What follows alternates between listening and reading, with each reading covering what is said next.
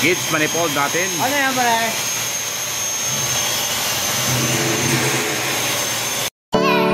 Are you ready?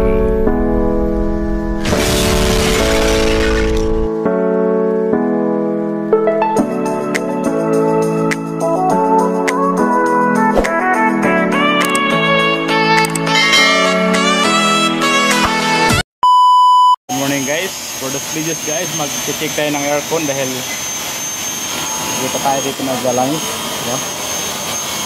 Naglalangis oh.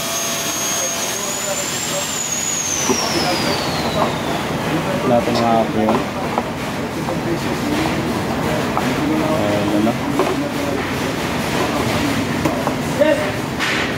Operation kasi ito guys sa bigayan na pina natin. Ngayon ang kanyang karga niya mga preyon. Ayan na lang. Cinta. Kaya kargahan natin mga preyon para babalik na kanyang ano, lamig. Kuha tayo ng preyon sa adapter kasi wala tayong adapter. Kuha natin ng preyon na 410 sa adapter na ito. Right, abang-abang lang mga preyon. Ayan o. Ating mga ano natin supporter keso. Right, abang na lang. Ayan na guys, kakarga na tayo. Ang pagkakarga unti-unti lang yan mga preyon para dandahan ng ano, di mabigla yung compressor.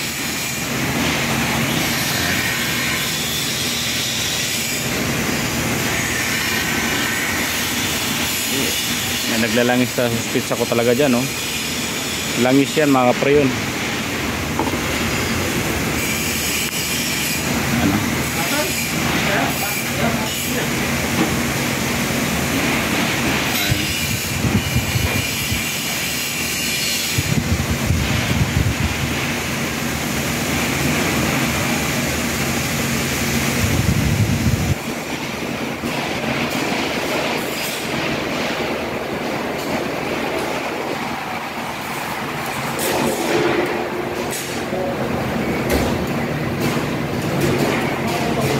Ayan, 140. 140 ka preyon. Tingnan natin sa loob kung malamig na.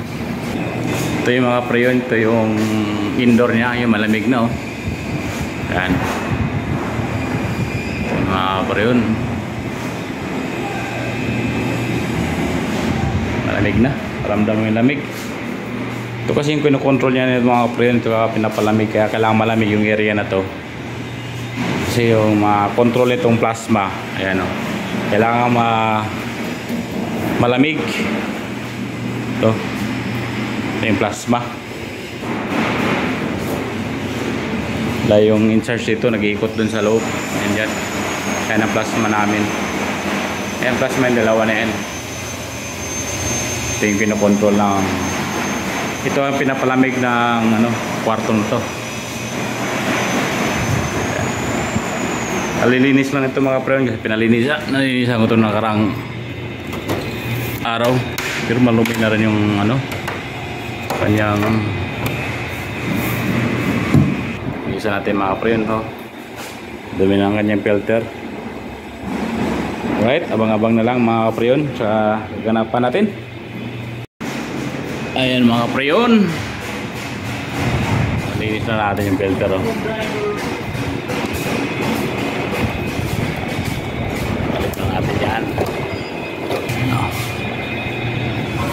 Natin yung filter niya. Ayan. Alright, ayan na, lamig na guys, lamig na mga preyon ng aircon. Ayan na, right. Ayan na, gauge manifold natin. Ano yan pala? Guys, lipas natin guys para madouble talaga natin yung problema kung may leak ba siya. Kasi sayang lang yung preyon pagka bawasan uli. Ayan.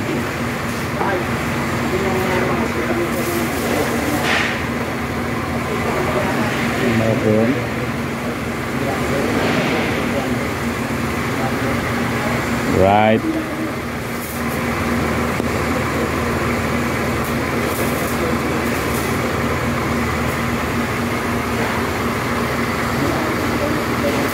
Pag bumula yung mga pre, malik yan. Wala.